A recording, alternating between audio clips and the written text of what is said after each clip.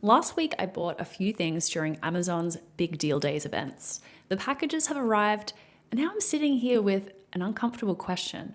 Did I actually get a deal?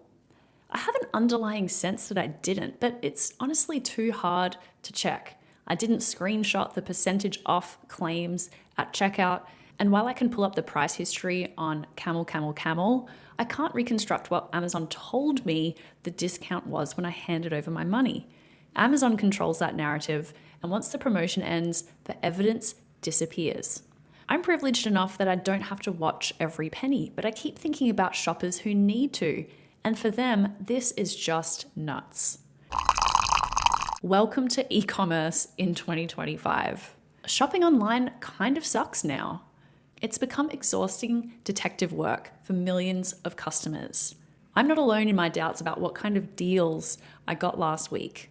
According to Numerator research, satisfaction with Amazon's Prime Big Deal Days in October this year dropped to 58%, compared to 66% satisfaction in July's Prime Day event. More telling, 55% of shoppers actively compared prices across competing retailers. That's defensive shopping, not casual browsing. I posit that trust has eroded in the e-commerce ecosystem, and there's 5 big reasons why. Number 1 is opaque pricing, which is what I was just talking about. Retailers, or sometimes the brands selling there, pump up their list prices to create new reference pricing that makes discounts look bigger than they really are. And consumers are getting hip to this. Just last month in September, 2 Amazon customers filed a federal class action lawsuit alleging that Prime Day promotions are fraudulent. The complaint claims that Amazon inflated list prices immediately before Prime Day to make discounts look bigger than they were. Now, anyone in this industry knows exactly how that happens and why. It's not that Amazon is evil or the companies selling there are evil. It's that the incentives are insane on these retail platforms. Brands are getting strong-armed into providing deals because Amazon wants to keep that streak going of continued growth across big deal days and create a virtuous cycle of growth, which is supposed to ultimately support brands as well. But it ends up having these twisted incentives have the result of eventually sort of coming to the surface for consumers, and now they are aware of it and they don't trust the pricing on these retailers anymore. So it'll be interesting to see where this lawsuit goes, and if it does sort of continue through, there's going to be a lot more distrust of pricing on retailer.coms. The second reason why online shopping kind of sucks now is inconsistent product information. This is not a new problem. This has been around for a long time, where product detail pages routinely have contradictory specs.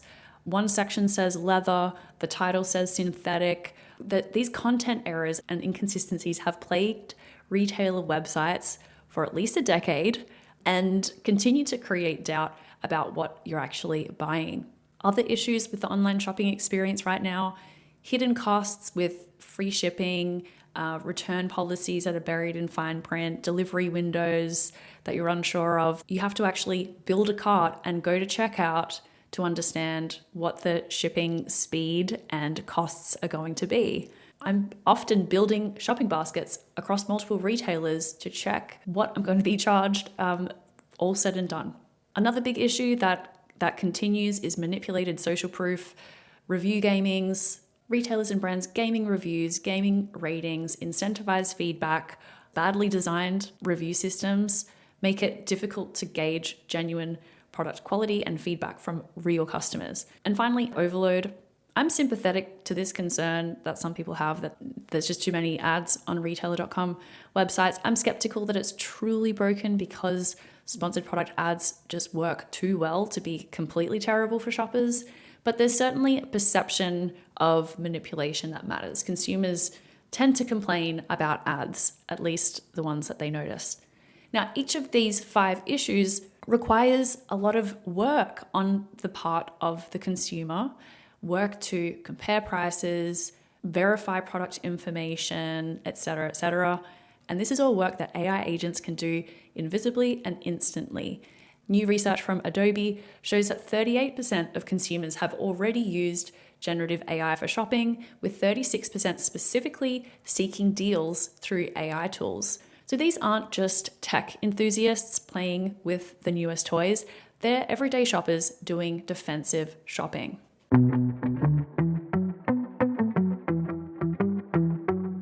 When your time, budget, and team are already maxed out, keeping up with retailer platforms and media requirements can feel like a never-ending labyrinth. That's why even the best brands bring in an execution partner.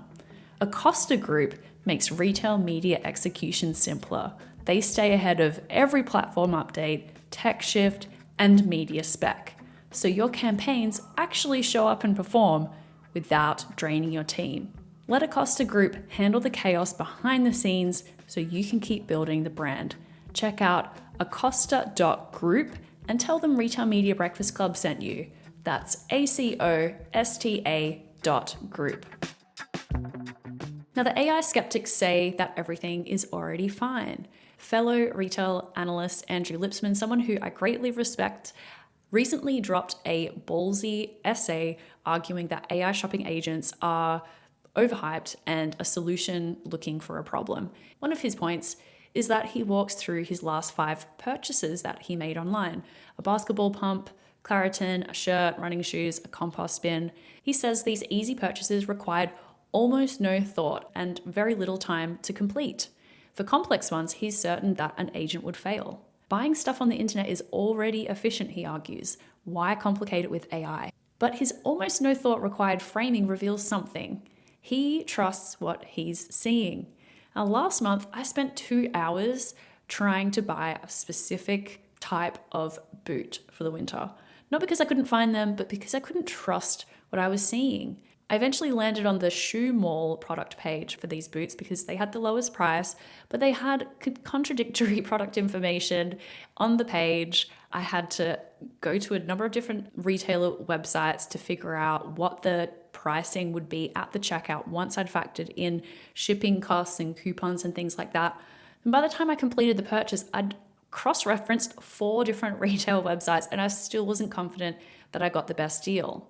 This is the quote-unquote easy shopping that Andrew describes. If you're willing to do exhausting detective work, if you have time to verify everything, if a few dollars here or there won't meaningfully impact your family's budget. For millions of shoppers, that trust is gone, and what's left is a paradox of confusing choices, more busy work, and potentially extra cost too. So let's talk about how AI agents actually help. They can do that exhausting verification work that's become prerequisite to confident purchasing. They cross-check prices across retailers, passing contradictory product specs, evaluating review authenticity, calculating true all-in shipping costs.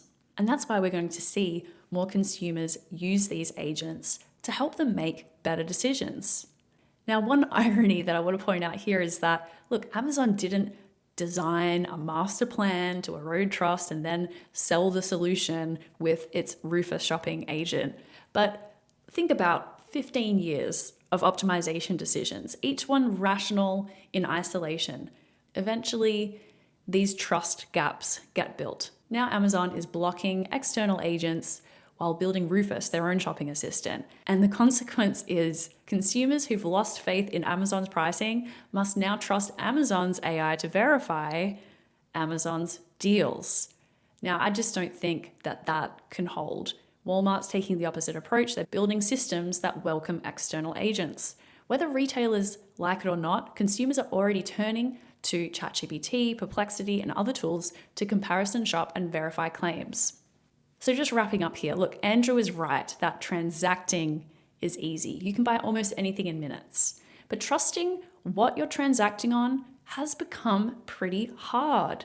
AI shopping agents aren't solving a made-up problem. They're responding to a real erosion of trust in the retail ecosystem that's been building for years.